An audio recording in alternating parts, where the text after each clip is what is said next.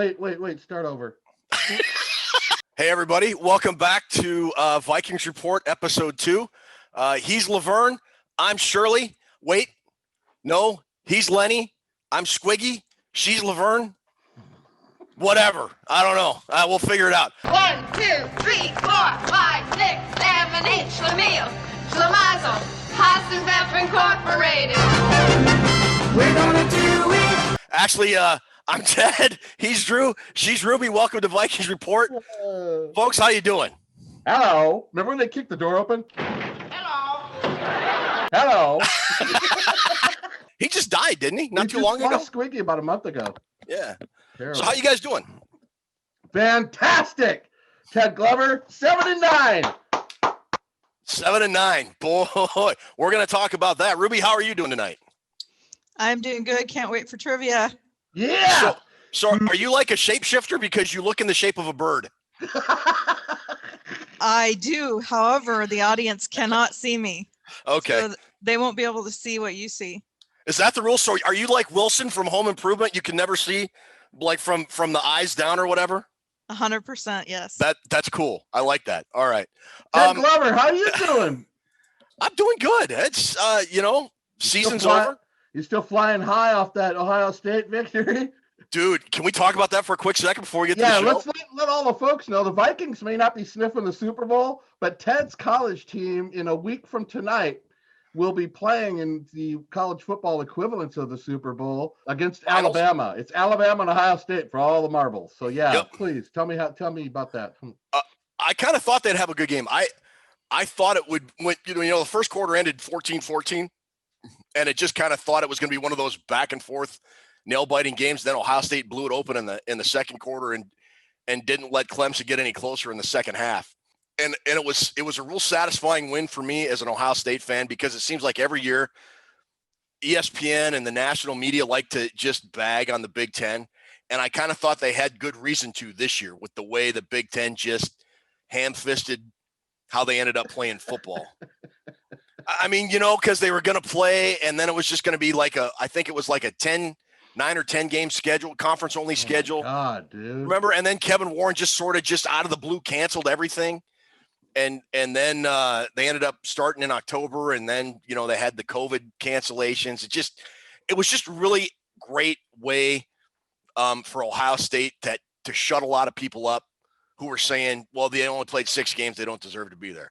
Well, they just murder, death, killed Clemson. Murder, death, kill, murder, death, kill, murder, death, kill. Murder, death, kill. Right. Say what you want about how many games they played. The only game that matters is the one they just played. And they were, I would argue that was the most impressive performance by a college football team in any game this year. Biased opinion. I haven't seen Clemson get battered around like that in a long time, dude. That was last year against LSU. They got beat pretty bad. I can't remember that. Dismantling. Spicoli, my God, Spicoli, what are you doing out there? I knew it was a big win for you. I was very happy for you. I don't like seeing Ohio State celebrate anything, but I knew you were happy and you're having a good night. And well, I appreciate that, and I know you have to be happy with the Ohio State win, because I see the Antoine Winfield jersey in the background there. Yes. You're like an Ohio State fan now, aren't you? No. I got my sights set on the Mayo Bowl 2021, baby. I want that Mayo Bowl trophy for Michigan. You're gonna have to pry it out of Wisconsin's cold dead hands, man. we got a little bet coming up later too. So yeah. So speaking of later, so we're gonna talk about the wrap up to the Vikings season, and we're gonna talk some needs and look at some potential coaching change with Gary Kubiak retiring. Then we're going to get to Tootsies trivia. Yeah, Gary Kubiak's out of there. Is that the Drew Happy Dance? We've gotten a really good response after our first show, and the cool thing about that is it's you people that watch us that really kind of help make the show what it is. And we've already gotten a couple questions from Ed Zeidler, and they kind of roll into the topics we're going to talk about. So, like we mentioned, the Vikings finished 7-9. They won it's actually kind of a fun game to watch if you sat and watched it. The the 37-35 victory over Detroit. When the clock struck zero, it became pretty obvious that the Vikings have a lot of needs as we head into the offseason. However, one of Ed's questions is regarding our wide receiver duo of Adam Thielen and Justin Jefferson. I would argue those aren't needs, Drew. And just go ahead and talk for a minute about Justin Jefferson's rookie season. It was the highlight of the Vikings season. The guy, the way he tracks footballs, the catch radius, the route running, I haven't seen a player since Steve Largent that looks this polished when he came into. And to be honest, if you look at his tape from LSU, the draft research tape I looked at, he looks twice as good as the tape that he was on. So it's been a pleasure watching him. I can't wait to see. Maybe we'll get an offensive coordinator in here that is more creative. His touchdowns might go up from 7, but absolute fantastic to watch him all season. And he was the highlight of the season, no matter how you look at it, him and Cook. I got a little tasty tidbit of a stat here. Remember I told last show, we're not going to do stats that put you in a coma. Right. We're only going to try to do interesting ones. I got one here. Chris Carter in 1995 had 122 catches, if you remember right, that magical 1995 year. That was an NFL record at the time, I believe, wasn't it? Yes, it was. 122 catches for Chris Carter. Justin Jefferson had 88 this year. And I know math isn't my strong point, so it's got to be around 30 more. Carter had 34 more catches than Justin Jefferson, and Jefferson had 30 more yards. Really? Jefferson had 88 catches for 1,400 yards. And Chris Carter had, it's crazy. Chris Carter had 122 catches for 1,371 yards. No kidding. Isn't that, think of that. 34 less catches and he had more yardage. Wow.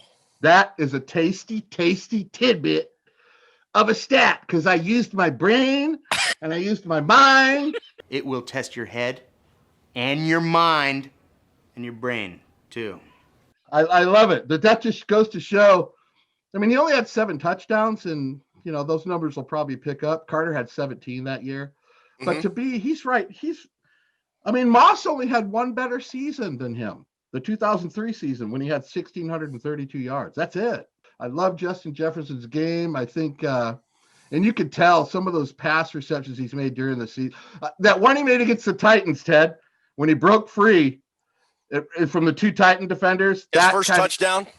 Was that his first one? I think, I could be wrong, but I think it was. I think it was his first touchdown. That kind of set the stage for what we were hoping to see the whole season. And yes, the Vikings have a lot of holes to fill. They got a lot of problems, but Justin J.J. Jets ain't one of them. So now Ed's question, I think, and it's a very interesting one. He wanted us to compare and contrast the wide receiver duel of Adam Thielen and Justin Jefferson, and then Adam Thielen and the former Viking wide receiver that was traded in the offseason, Stephon Diggs. Right. And just for some quick stats, if you're not aware, Stephon Diggs had a career year with the Buffalo Bills. 166 targets, 127 catches, 1,535 yards receiving, and 8 touchdowns. Woo! Showtime! Woo! I never wanted to compare that draft pick. I knew as soon as we got him, everybody would say he's here to replace Diggs. I thought that was kind of unfair to Jefferson. I think he's his own guy. He shouldn't be put into that, the replacement for Diggs, even though that's kind of what it was forced to be. It was the replacement for Diggs. They're both tremendous route. Stephon Diggs is one of the best route runners I've ever seen. Yeah, I agree. He's like changing what route running is. He is. He's changing the route tree. He's clipping and pruning the route tree.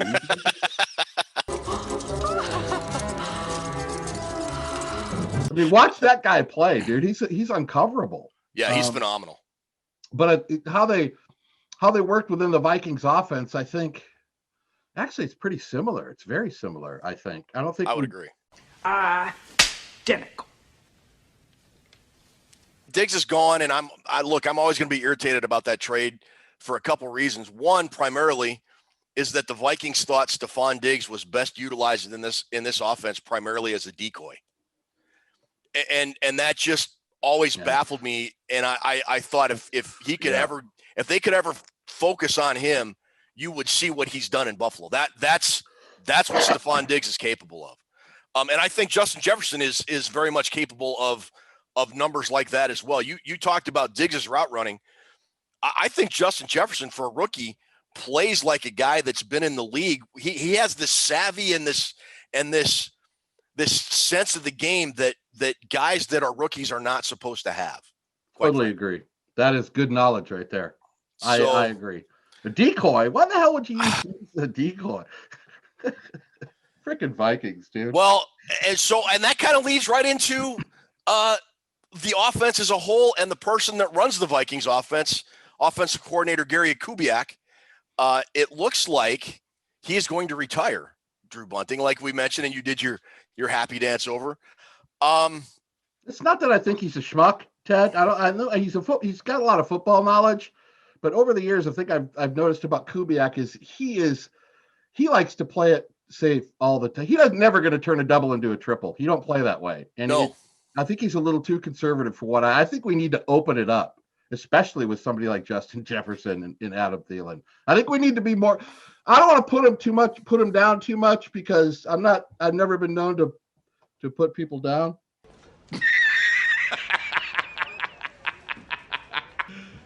You serious? But I don't want. But Kubiak, I would just like to see a little bit more creativity, a little bit more aggressiveness. I don't think he's very aggressive. I know he likes to run the ball, but I'd like to see something a little bit more wide open, if you know what I mean. Well, let me ask you this: because when Kubiak was the head coach in Denver, he had Peyton Manning before Manning had his neck injury. That first couple years in Denver, I mean, Manning threw, I think, 50 touchdown passes one year. So is Kubiak's conservatism the result of Mike Zimmer's philosophy, or is it just because you think Kubiak changed? How many times in that huddle did Peyton Manning say, "To hell with this. We're not doing that. This is what we're going to do." You know what? I'm kind of burned out on the Vikings taking a 20 to not this year, but under Zimmer. Zimmer wants to take a 20-0 lead at halftime and then winning the game 20-17. Yeah, I'm kind of burned out on that, Ted. I am. I don't want to do that. I want to run the score up on people, man. And I think you got the offense to do it and the weapons to do it. Do it. Yes. Do it. I mean, for as conservative a philosophy as Kubiak and Zimmer and the Vikings ran this year, they still had a top 10 offense, and it's one of the best offenses in team history. And yet, they still insist on making Dalvin Cook the guy when you have a guy like Justin Jefferson who could put up Stephon Diggs numbers. I think Adam Thielen could still put up those numbers as well. But, Cook had 356 touches, Ted. He can't do that for more than 2 or 3 more years, and he will be done. He'll be Earl Campbell. He had a shade under 17 touchdowns and a shade under 2,000. So I'm not saying 2,000 yards. So I'm not saying Dalvin Cook is a slouch. I'm just saying 356 touches. How many years are you going to do that in a row? Yeah, you're not. I mean, by the time he's 35, he's going to be using a walker. Earl Campbell-ish? How'd it go? Yeah. He's going to be Earl Campbell, man. Well, Joe Namath, what about his knees, man? Jeez. Joe Namath is doing Medicare commercials now. Have you seen those? Jeez, we're getting old, dude.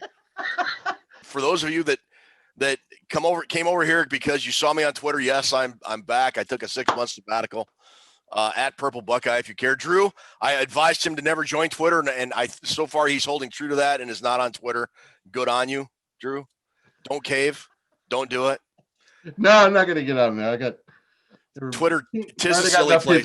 I got enough people that hate me. I don't need any more. Yeah, tis a silly place. But anyways, so by all the folks that are in the know on Twitter, beat writers and all that, everybody's saying both Zimmer and Rick Spielman are going to be back. And with that, I want to lead in with this last quote on the season-ending press conference that Mike Zimmer had at the end of the Detroit game yesterday. He said, with the turnover that we had, the injuries that we had on defense, we just weren't good enough. We fought like crazy. 7-9 isn't great, but with all the circumstances and everything, maybe it's the best we could have done. You have the floor, Mr. Bunting. Because I can't even speak. I'm so mad when I read that. I guess we're just playing for 8-8 every year. What is that? What does that mean? I mean, that kind of goes with all the rest of his press. Every press conference he says we need to play better, but it never gets any better. You know what really irritates me about that comment? And what irritates you? You know what irritates me? You know what makes me sick? What irritates you, Ted? What irritates you? Our friend Ryan Johnson, who we appear on another show, Good Morning Gallahorn, and he said, that's pretty funny coming from a guy who said every single week this season, without fail, we need to play better. And then at his season-ending press conference, he says, well, I think we played about as good as we can. Are you kidding me? Yeah, are you kidding me? Really? Come on, man. Do better. Just be That's not even mediocre, which has only been for the last 2 years. You know what's fun? You know what's funny, Ted? Anthony Lynn, the Chargers head coach, got fired today. Yeah. Right? Yeah. He had a winning record. He had a top 10 offense and a top 10 defense and a winning record, and he got fired. But we're gonna hang on to Zimmer. And so what's gonna happen is I think Spielman and Zimmer are gonna just keep building around the edges and just tinkering and messing around. You live in California. Have you heard of the Winchester Mansion? We've been there. So for those of you that are not familiar, the Winchester Mansion was built by the widow of the guy that started the Winchester Rifle Company. Fascinating place. She was convinced that the house was haunted by the spirits of everybody that had been killed by a Winchester rifle. So she insisted, somebody told her that the demons and ghosts would stay away as long as she continued to build on the house. 24 hours a day, 7 days a week, 365 days a year, and it went on for years and years and years. And this Vikings team is turning into like the Winchester Mansion. You got stairs that lead to nowhere. You got doors that are just stuck up against a wall and don't go into a room. And that's what Spielman and Zimmer are doing. They're just rebuilding the Winchester Mansion, and nothing's ever going to get better. Nothing's going to take it to the next level. But one day we're going to be like at 8-4, and we're going to climb up a set of stairs that's going to hit us in a wall, and we're going to tumble to 8-8. So done.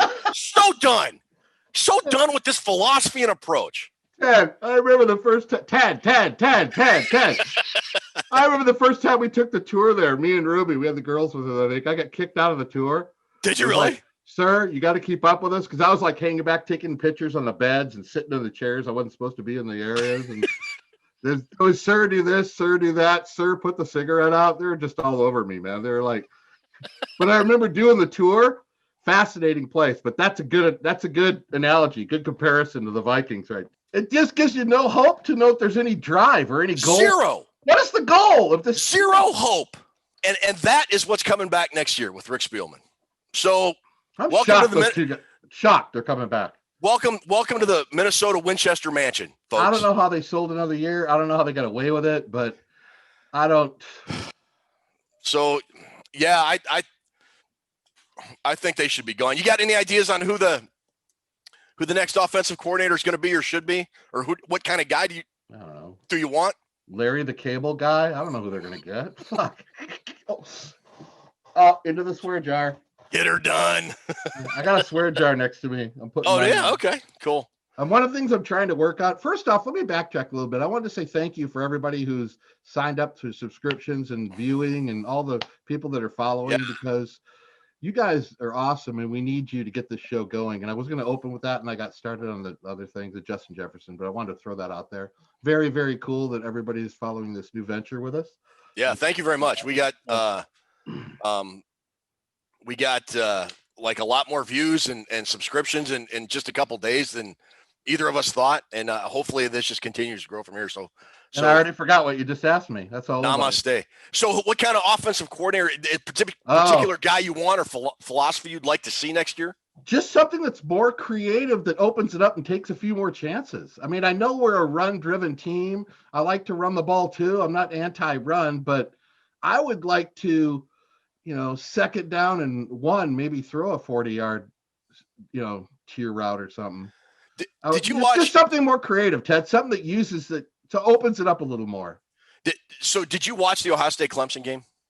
Yes, I did. As a fan of Ohio State and a fan of Minnesota, it's been such a contrast these last couple of years, because And I get it's college versus pro and they're different level of talent. And I get all that.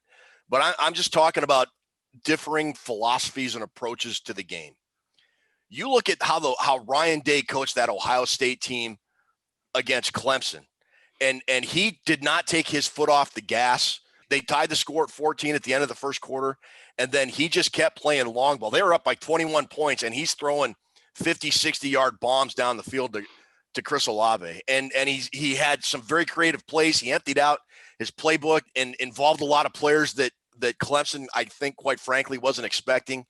And it was this creativity that you just don't see a lot from the Minnesota Vikings. And I want a guy that can take the talents that are on this offense, because there are plenty of talents. I truly believe that, and can do something special with these guys. I was more impressed with Ryan Day in that Indiana game, dude.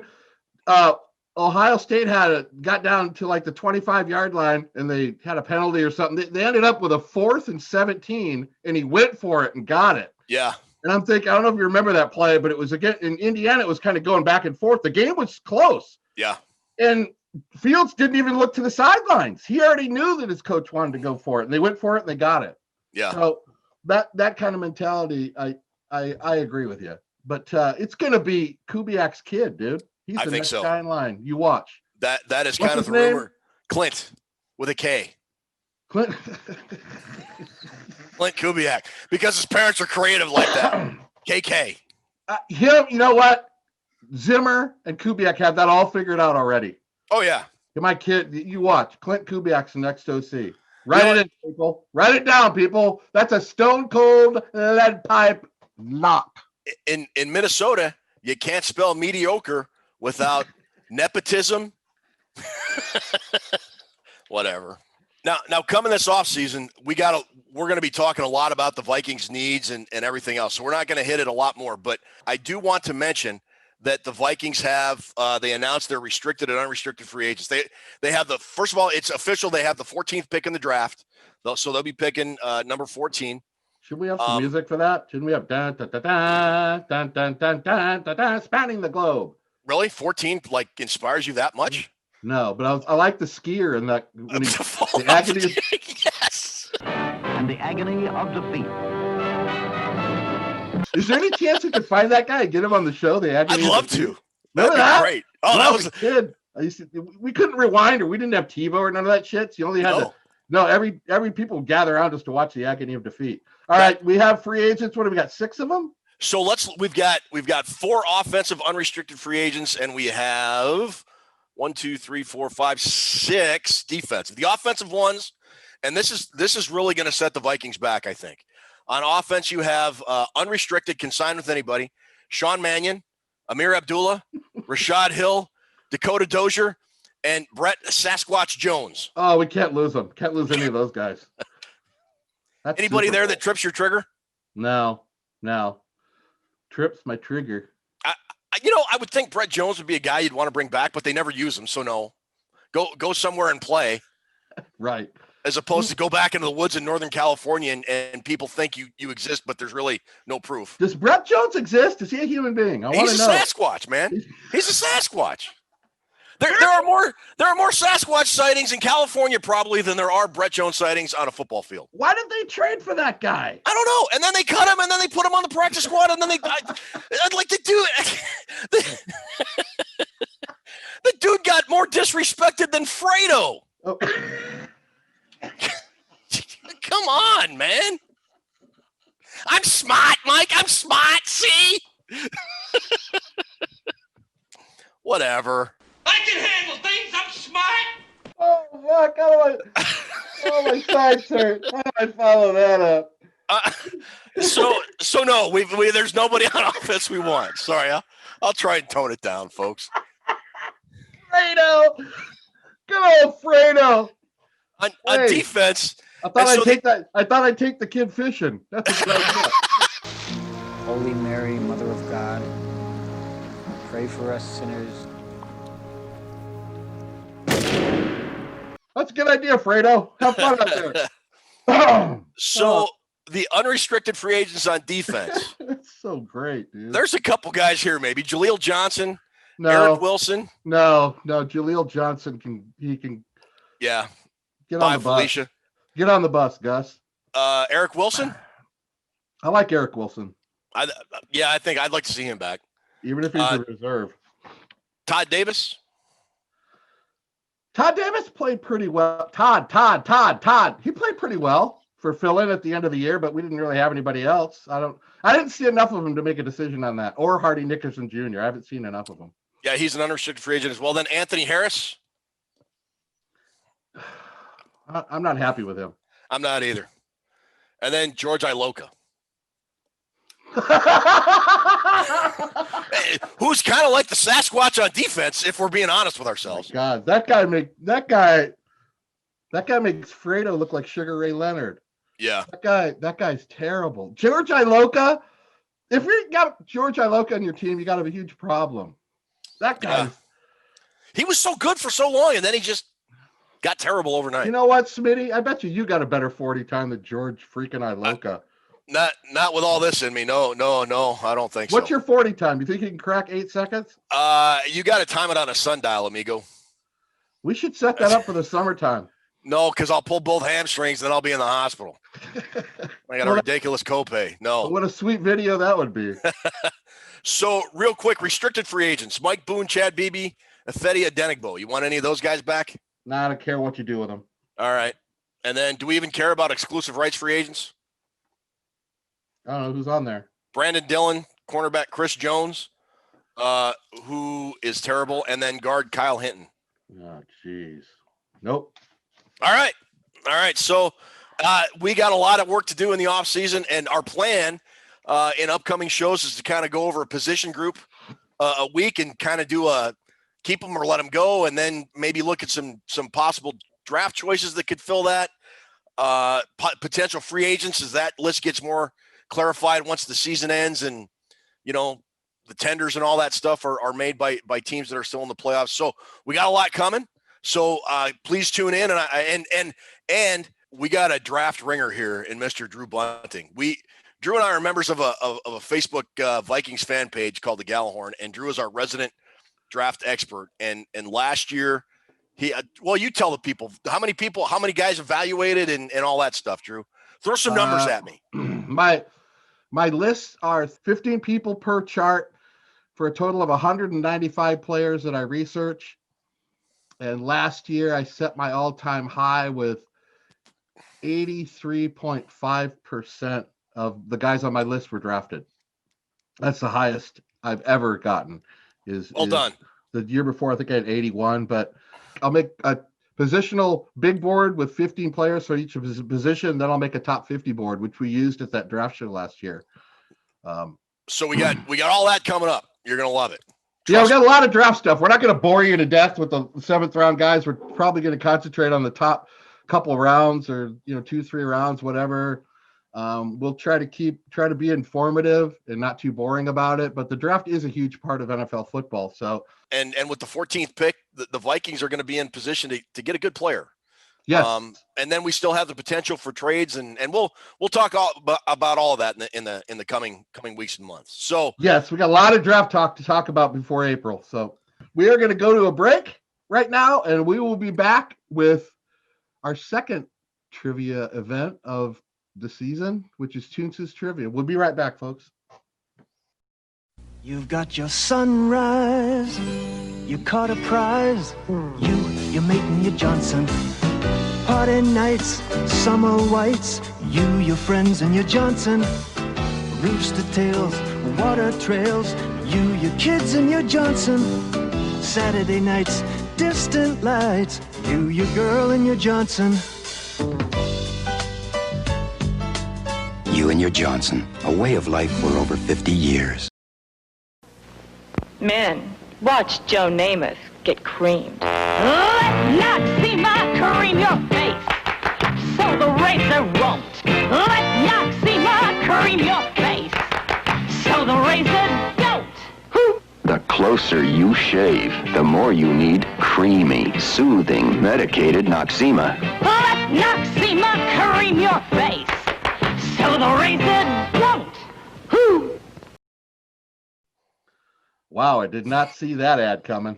That is not something you would see on TV today. I don't except maybe on Skinamax. Do we at night? I don't know. I don't know. I think we got to give our ad department a raise. That's fantastic. That was really well done. Yeah, I miss the old days, man. But that's what we were all about here. Yeah. We're all about that old school feeling, that old school theme. Let's do some Tootsies trivia. Let's do it. All right. You guys ready for another round? That's what she said. Yes. Meow, meow. All right. We're going to have 8 questions again. Now, I tried to get some harder questions from the cat, who's very angry. As you'll see, he has decided to start wearing a green helmet. Oh, yeah. You know, it's time to put Toons at a kill shelter. If that's what's going to happen. Toons is moving Episode 2, and Toons is already wearing a Packers helmet. Yeah. Toons, I'm going to feed you some antifreeze. Let's go. All right. Question number 1. What year did the Vikings have their first winning season? Oh. I want to say that would have been their first playoff appearance, which would have been 1968. But they were like 8-6 in 68, and then they just kind of went on their epic run for the 70s. The first year that popped into the Drewster's mind was 68. So I'm going to go, because you had that, I'm going to stick with that answer. I'm going to go with that. All right, your final answer is 68? Yes. I'm sorry, but that is not correct. Oh. The Vikings had their first winning season in 1964. They went 8-5-1. Really? Really? We're a couple of oops. Good job, Fredo. All right, the cat is now happy. We can't let Toons beat. Oh, the scoring, we simplified it. You get a point if you answer the question correctly. Okay. Trying to do all this, have algebra. We don't have algebra on this show, Ted. We don't allow All right. Okay. All right, question number 2. Which new head coach told Viking fans this? We want to grow. We want to build on what is already here, but we aren't rebuilding. The foundation of this team is already in place. I'm going to say Dennis Green. I would either say him or Jerry Burns, maybe. Oh, yeah. Because he took over for. She didn't throw any F-bombs in there, so I don't know if it could be Burns or not. Burns would have had. That was what? Frickin' Stoker. Dennis Green. You want to go with Denny Green? Yeah, let's go Denny Green. Denny Green. That is incorrect. That was Bud Grant in 1967 after taking over a team that had gone 4-9-1. Oh, really? My God. Don't tell Bud Grant. Whatever you do. Yeah, no kidding. That's embarrassing. Wow, we should have known that. All right. Question 3. Name all 6 of the retired Viking uniform numbers and the players associated with the numbers. Okay. Jim Marshall. That's number 70. 10 is Tarkington, Fran Tarkington. St. Francis of Bloomington. 77 for Corey Stringer. Is he retired? Yeah, I think 88, Alan Page. Correct. 2 more. Good job. You say Chris Carter? Yeah, that's not retired because 80 is still being worn. Like, I'm pretty sure. How about somebody on the O-line? How about Tingelhoff? Yeah, Mick Tingelhoff, 53. Good job. 1 more. Yes. You're smarter than you look. Well, that's a big note to everybody out there.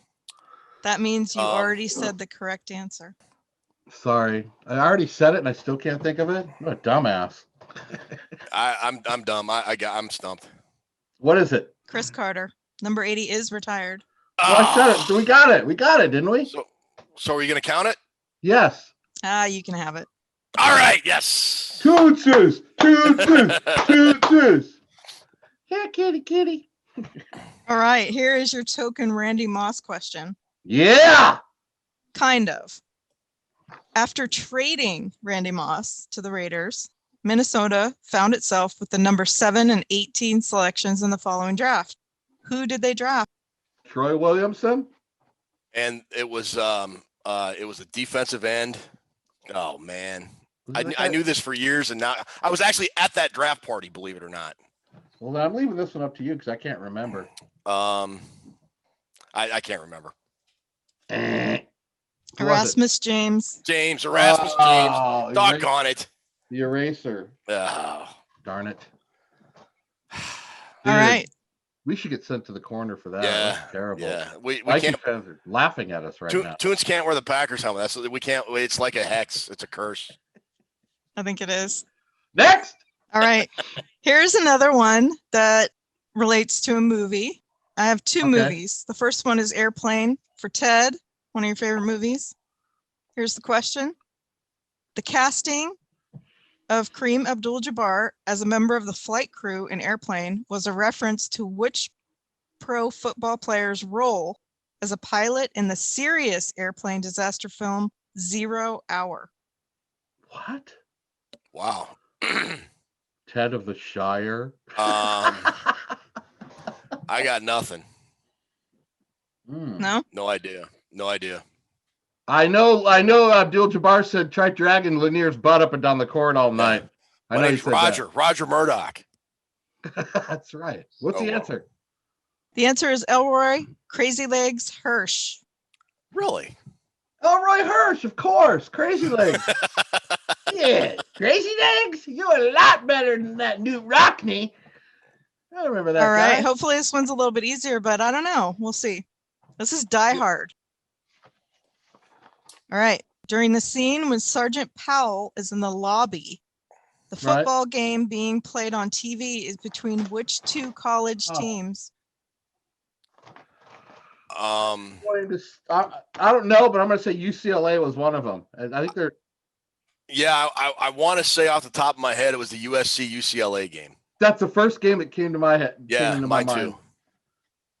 Okay, USC is University of Southern California, right? Yes. Okay, yes. That is correct. Yes. The other one is not UCLA, though. Oh, that's all right. We still win it. We still get the point. Making up our own rules. Who was the other team? Oregon? Notre Dame. And there was a little note that said, well, the teams play nearly every season. They've never faced off on Christmas Eve. Right. Right. So it was all right.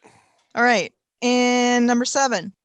Hans Gruber. So this is in relation to how awesome Justin Jefferson has been. So I decided to go with a wide receiver question. Okay, I'm going to name 4 Viking wide receivers.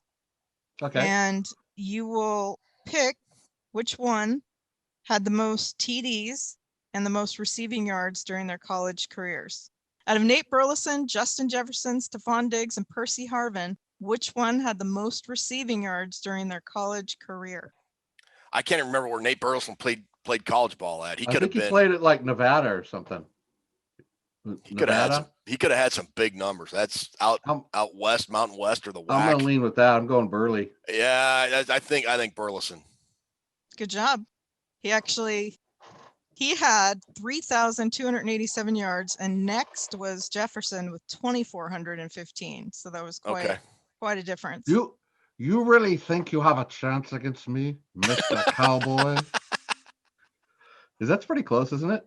Do you really think you have a chance against us, Mr. Cowboy? Ho, ho, ho. Now I have a machine gun.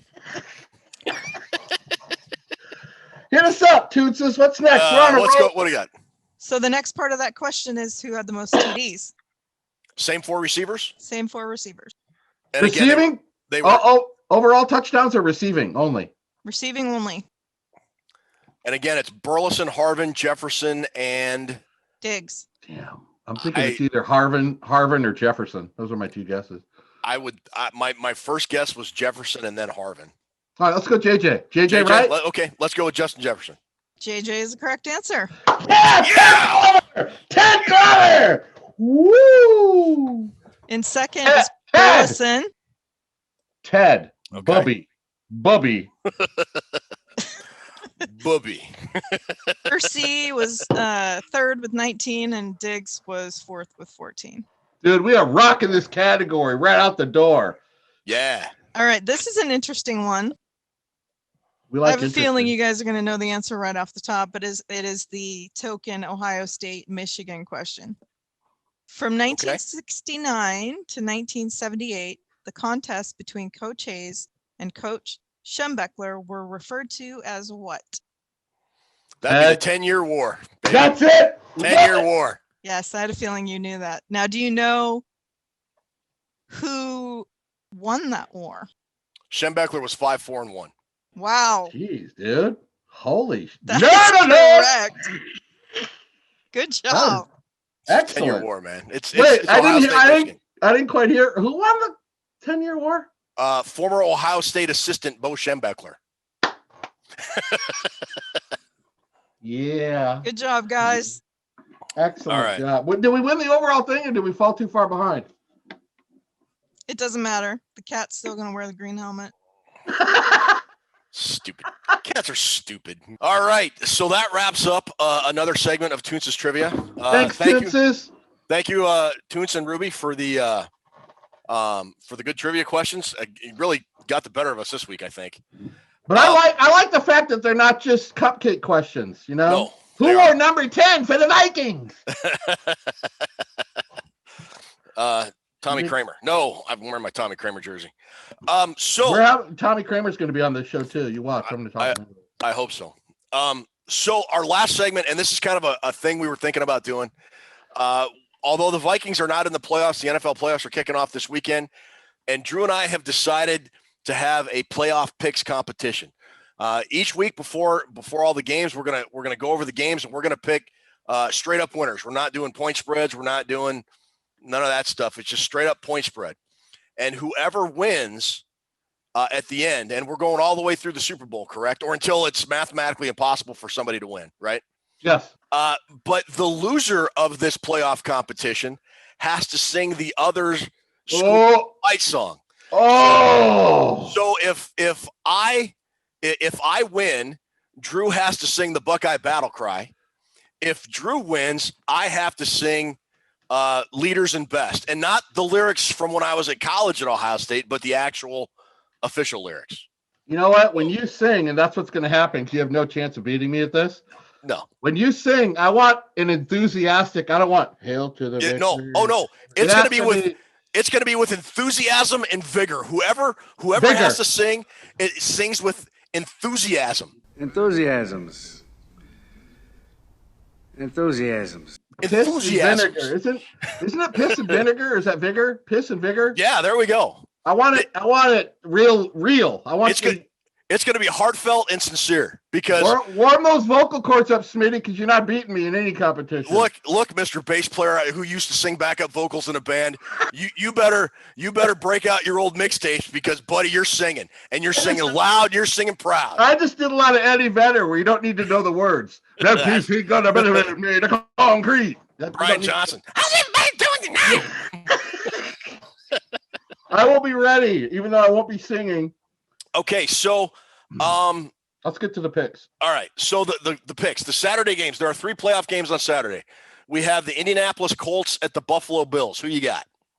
Oh, I got to go Bills. I'm taking the Bills all the way to the Super Bowl, baby. That's my Super Bowl pick. I think I am too. I'm taking the Bills too. Okay, let me write this down. And is Toots going to keep track of this for us?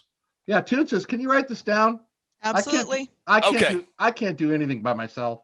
Okay, so we both have Buffalo. Okay. The second game, Rams at Seattle. Do you want to pick first? I'll pick first. Yeah, okay. I'm going to pick the Rams in an upset, I think. I'm going with the Rams. Okay. I am going to take the Seattle Sea Chickens. All righty. And the last game on Saturday, by the way, the Colts at Buffalo is at, I would think, 105 Eastern on CBS. The Rams at Seattle is at 440 Eastern on Fox. And the Bucks at the Washington football team would be 8:15 on NBC. Who you got in that game? If we were going points, I'd probably go Washington with the points, but we're not doing a point spread. So if it's straight across, you got to go Tom Brady and Tampa Bay with me. Yeah, I'm with you. Okay. So we got one difference so far. So we're not. Ted, yeah. Do you need me to send the lyrics to the Michigan song so you have them, or you want to look them up yourself? No, I'm not. No, I'll wing it. I'll if I have to, I'll wing it. I know it. It'll be fine. Look, brother, you're going to respect the rivalry. I'm going to respect the rivalry. I'll have it ready to go. I'll have it nailed because I'm going to record you singing the Buckeye Battle Cry is what I'm going to. Anyways, so now the Sunday games. Yeah. Ravens at Tennessee, 105 Eastern time on ESPN. You pick first. I'm going to go with the Baltimore Ravens on that game. I think they're going to get revenge from last year. I think right at the time right now, Tennessee is slipping a little bit. I think the Ravens are playing better. I would take them in different circumstances, but I am with you on this. I am going to go with Baltimore. All right. The 440 game, the Bears. Now, before we get to our pick, I got to tell you about this game. This game is going to be broadcast not only on CBS, but also on Nickelodeon. What? Yeah, and so I'm thinking like SpongeBob and Patrick are going to be in the booth. Hey, SpongeBob, why don't you join us? We need an extra player. Nice catch, Percy. With Squidward and Mr. Krabs as your sideline reporters. And every time there's a penalty, whoever the penalty is on, they're going to get slimed. I don't know, whatever. So yeah, so that game's on Nickelodeon. Nickelodeon. Yeah. How'd that ever get work? That's weird. So Bears at New Orleans. Who you got? Or is it who picks first in this one? I do. You picked the last game. I picked the second to last game. You got to go Saints. I mean, come on. Yeah. Trubisky in the playoffs in New Orleans. Yeah, I think it's going to be an ugly day for Chicago. Although they're in the playoffs. The Vikings aren't. All the Vikings had to do was beat Chicago. Chicago had a bunch of problems this year, too. They made it. Well, you know what? 7-9. You can't expect to get much better than that, right? Yeah, maybe that's the best. I guess that's just the best they could have done. You bring this show full circle, baby. Ted, you crashed your helicopter. Well, that was just the best I could have done. I'm sorry. It's the best. Whatever. Yeah, you forgot how to play 5 songs. Well, that was just the best I could have done. I actually did that a lot of shows. We don't want to say that though. All right, then the final game, the Cleveland Browns at Pittsburgh, 8:15 Eastern on the National Broadcasting Corporation, NBC. That's your game. That's me. I'm going to pick Cleveland. I'm picking Cleveland. I think Cleveland rocks, baby. That's cool because that'll make it more interesting because we were going to pretty much same right down the line on these things. I'm taking Pittsburgh. All right. I'm going to take Pittsburgh. So there we go. Those are our picks, and then we'll move on to the divisional round next week. And Ted can butter up on the Michigan fight song, get all ready to go, and that'll work out just fine. All right. Well, look, once again, folks, thanks to those of you that are subscribing and watching. Yes, thank you. Hope you had a happy holiday season. Happy New Year, and go Bucks, and we'll try to do better the next time. Go Vikings, 7-9. Say goodnight, Ted. Good night, Ted.